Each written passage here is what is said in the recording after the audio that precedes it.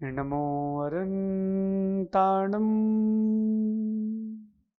नमो सिद्धाणं नमो आयिरीयाणं नमो वज्रायाणं नमो लोये सब साहूणम।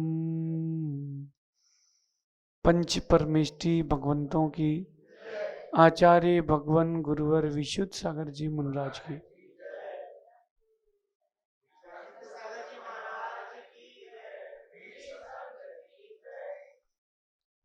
या हम सभी अपने जीवन में सुख की अभिवृद्धि के लिए नीति के विषयों का श्रवण कर रहे हैं। जीवन में अच्छे दिन, बुरे दिन, अच्छे से अच्छे दिन, बुरे से बुरे दिन आते हैं, आए थे, आएंगे, क्योंकि जीवन है। आप चाहो कि आपका जीवन निरंतर एक साथ सुख शांतिमय चलता रहे तो वर्तमान में तो मुश्किल है, नामुमकिन है, सिद्ध बनने के पहले तो नहीं कर सकते। तो जो वर्तमान का समय है, संघर्ष का समय है, जो आपकी भाषा में कहें तो उठा पटक चल रही है, उस उठा पटक के समय हम कैसे जीवन जिए, आज की नीति कुछ उस लिए है। जीवन के संघर्ष में सफल कौन होता है? जीवन के संघर्ष में वही सफल होता है जिसके माता पिता ने और गुरुजन ने उसको शांत रहने की और धैर्य रखने की शिक्षा दी हो। ये तो बहुत बड़ी शक्तियां हैं, एक शांत रहना और एक धैर्य रखना। ये दो शिक्षा, कला, विद्या जिसके पास हैं, जीवन के कितने बड़े भी संघर्ष हों, संकट हों, शांति से क्षण मात्र में निकल जाते हैं। जब किसी के साथ कोई दुर्घटना हो जाए, आप समझाते हो भैया शांत रहो, अब तो जो होनहार थी वो, उसको समझा रहे हैं, और अगर वही घटना आपके साथ हो गई तो बिलखते मिलोगे। वही राम दूसरे को संबोधन दे रहे थे, सुग्रीव को, अन्य लोगों को संबोधन देते मिलते थे, और जब उनकी सीता गई तो पत्ती पत्ती से पूछ रहे थे मेरी सीता कहाँ है। विचार करना, विचार करना, संघर्ष के समय शांत रहना और धैर्य रखना, ये दो कलाएं बड़ी विशेष हैं। जब गर्भ में संतान आती है, जब गर्भ में संतान आती है, मां कितना धैर्य रखती है, एक एक मिनट कितना धैर्य से निकालती है, कितना शांत चित्त होकर के जीती है, तभी संघर्ष को जीतती है। इसलिए शांत रहना और धैर्य रखना, ये दो विशेष कलाएं हैं। और अगर ये नहीं आती हैं, आप धनवान हो, करोड़पति हो, रोडपति होने में देर नहीं लगेगी, क्योंकि शांत और धैर्य नहीं है ना। शांत और धैर्य प्रतिभा संपन्न लोगों के विशेष अंग होते हैं। जो व्यक्ति प्रतिभा संपन्न है, उसके विशेष अंग होते हैं शांत रहना और धैर्य रखना। जब विपरीत परिस्थिति हो, कोई अपने लिए विपरीत कुछ कह दे, मुस्कुरा के शांति से सह जाओ और गम खा जाओ, बड़ा कठिन है। कोई आपसे कह दे, माना कि आप कुंडलपुर गए, हाँ चलो चलो खिसको खिसको आगे चलो, तो आप मुड़ के देखते हो उसको कि भाई तेरे को कितना पैसा चाहिए, मैं बोली लेके आगे बैठ जाऊंगा, चल हटा। नहीं, ठीक है भैया, पीछे बैठ के भी हम भगवान की भक्ति उतनी ही कर सकते हैं जितनी आगे बैठ के। शांत चित्त है तो आपने किसी से कुछ काम कहा और उसने नहीं किया, गलती किसकी हुई? उसकी। लेकिन जो चित्त अशांत हुआ है, जो आपने धीरज खो दिया है, उसमें नुकसान किसका हुआ है? अपना। नुकसान अपना हुआ है। जीवन के बहुत विशेष गुण हैं, यद्यपि बड़ी कठिनाई से मिलते हैं। शांत रहने का गुण और धैर्य रखने का गुण बड़ी कठिनाई से मिलते हैं, लेकिन जिसको मिल जाते हैं उसकी सारी कठिनाइयां शांत हो जाती हैं। बेटा बहुत कठिन है। आपकी भाषा में कहते हैं खून का घूंट पीना। चलो ठीक है, जो देखेंगे, चलो देखेंगे। बड़ा कठिन है, बहुत कठिन है। शांतता का भाव आ जाना बहुत कठिन है। धैर्य की लब्धि हो जाना बहुत कठिन है। बड़े बड़े योद्धा युद्ध की भूमि में धैर्य के कारण जीत जाते हैं, और अच्छे अच्छे महाबली सुबट बड़ी बड़ी सेना रह करके धैर्य न रखने के कारण हार जाते हैं। राम शांत थे, धैर्य चित्त थे, भूमि गोचरी होके भी जीत गए, बिना विद्याओं के भी जीत गए।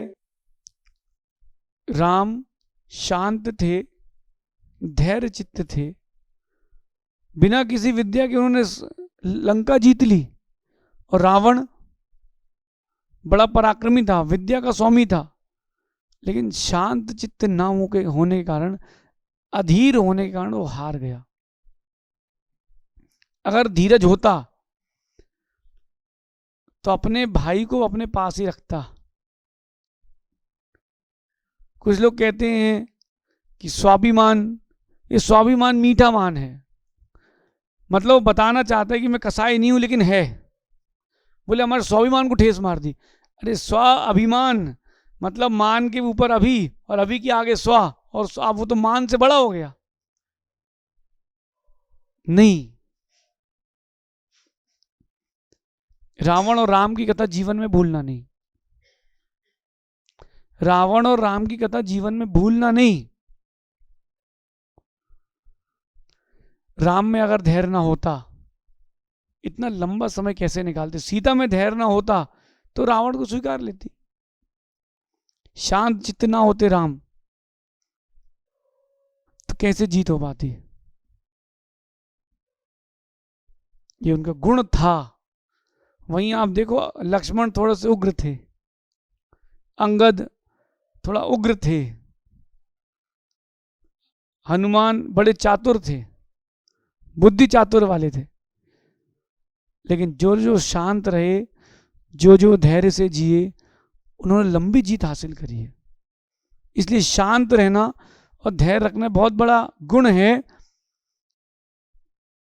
नीतिकार कहते हैं कि जीवन में होने वाले, उपस्थित होने वाले जितने युद्ध हैं, छोटे हो बड़े हो, डिफिकल्टीज हैं जो भी, छोटी हो बड़ी हो, उनको जीतने के लिए अस्त्र शस्त्र चाहिए। जैसे किसी युद्ध को जीतने के लिए अस्त्र शस्त्र चाहिए, ठीक वैसे ही जीवन में उपस्थित युद्धों को जीतने के लिए शांति का अस्त्र और धैर्य का शस्त्र चाहिए। अस्त्र से बचाना, शस्त्र से घाव करना, शांति से अपने आप को बचाना, धैर्य रह करके सामने वाले को घाव देना बड़ा गहरा लगता है। देखो, आप अगर किसी से 4 अपशब्द कह दो, आप किसी से 4 अपशब्द कह दो और वो ऐसा बैठे रहे शांत चित्तों का, धैर्य पूर्वक, आपका गुस्सा और भड़केगा। जवाब नहीं दे रहा है, जवाब नहीं दे रहा है, बहुत बड़ा गुण है। कोई गलती हो जाए एकदम शांत रह जाओ आप, बात खत्म हो गई। अब वो शांत बैठा, अब क्या कर सकते भाई तुम उसका? उग्र होता तो फांसी दे दो। बाहुबली ऐसे ही करता है, कोई गलती हो गई, मुंह बना के शांत होके बैठ जाओ। अब क्या कर लोगे तुम भाई? ठीक है भैया, आओ भैया। और अगर धैर्य है तो संकट भी संपत्ति बन जाता है, विषमताएं भी आपके लिए लब्धि का स्थान बन जाती हैं। इसलिए ये 2 गुण जरूर अपनाना, शांतता और धैर्य, धीरज। आपको पता है आप जहां जाओगे सब जगह समस्या है, हर मंदिर की अपनी राजनीति है, हर समाज का अपना खटर पटर है, हर देश में कुछ ना कुछ है, हर एरिया में कुछ ना कुछ है, कहीं पार्षद की नेतागिरी, कहीं सांसद की, कहीं विधायक की, कहीं मंत्री की, हर डिपार्टमेंट में कुछ ना कुछ है, नहीं है? लेकिन धीरज से बड़ा पुरुषार्थ बंद नहीं करना, लेकिन धीरज खोना नहीं। पुरुषार्थ बंद नहीं करना, धीरज खोना नहीं, सब हो जाएगा। जब कुंदकुंद स्वामी ने पहले दिन जब दीक्षा ली होगी, वो दिन अपन आज थोड़ा सा डिस्कस करते हैं। 11 वर्ष का एक छोटा सा बालक मुनि बन गया। कितने वर्ष का? उछल कूद के दिनों में गुणस्थानों की उछल कूद चल रही है। 11 वर्ष का बालक दिगंबर मुनि बन गया। लेकिन देखो शांतता और धैर्य की ताकत देखो, जब वो उभरा और 44 वर्ष की उम्र में दिगंबर जैनाचार्य बने, वही बालक जैनाचार्य बन गया। क्या तपस्या का प्रभाव, पंचम काल में भी लोग आज तक नाम ले रहे हैं। शांत थे, धैर्य चित्त थे, सारे आध्यात्मिक ज्ञान की प्राप्ति कर ली। जब भी आप लोगों ने क्रोध किया हो, उसके बाद एक बात मन में आती, क्या करना था, रहने दो, छोड़ देते यार। एक बार तो आता है मन में, यार नहीं करते तो भी चल जाता, क्या फर्क पड़ता है। नहीं आता, नहीं आता। ऐसा तो नहीं आता कि 2 और लगाने थे, नहीं नहीं, शांत। अगर चौके में मुनराज के आहार चल रहे हो और महाराज जी का कहीं अंतराय हो गया, वो मुस्कुरा के लौट जाएं, अब तो हो ही गया है, तो श्रद्धा और बढ़ जाती है। और कहीं आपने देखा कि महाराज जी तमतमा गए हैं, फिर श्रावक कहता है, बोले वो तो अंतराय तो आते ही रहते, महाराज क्यों बने, तो फिर क्यों गुस्सा कर रहे थे। समझा, समझना, बात को समझना। शांत चित्त होना, धीरजधारी होना, ये सर्वश्रेष्ठ गुण है। बड़ी सफलताएं प्राप्त करना हो, ये छोटे से 2 गुण हैं, बड़ी मुश्किल से मिलेंगे, कई मुश्किलों को शांत कर देंगे। क्या क्या? शांति, धैर्य। ठीक है भाई, अब मन की रोटी सब्जी नहीं है, चलो कोई बात नहीं। मन का मौसम नहीं तो क्या करोगे, हमको ठंडी का मौसम पसंद है, अब नहीं है तो चलो ठीक है, जो है सो है। अपने कहने से कुछ होना है नहीं, धैर्य धीरज रखो, सब हो जाएगा। और अगर शांत चित्त रहना हो और धीरज ना खोना हो, एक सूत्र आपको हम दे देते हैं। जब भी कोई विपरीत परिस्थिति आए, यही सोचना, ये दिन भी निकल जाएंगे, this day will also pass, this day will also pass, ये दिन भी निकल जाएगा, मैं दुखी हूं, अच्छे दिन आ जाएंगे। धीरज बांधने के लिए सूत्र लगाना कि ये दिन भी निकल जाएंगे। जब अच्छे दिन बचे नहीं तो बुरे दिन कहां से रहेंगे, जब अच्छे दिन नहीं बचे तो बुरे दिन कहां से बचेंगे, और जब बुरे दिन नहीं बचेंगे तो अच्छे दिन कहां से बचेंगे।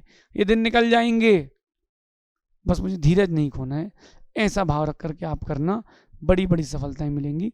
शेष अपन आगे विचार करेंगे। भगवान महावीर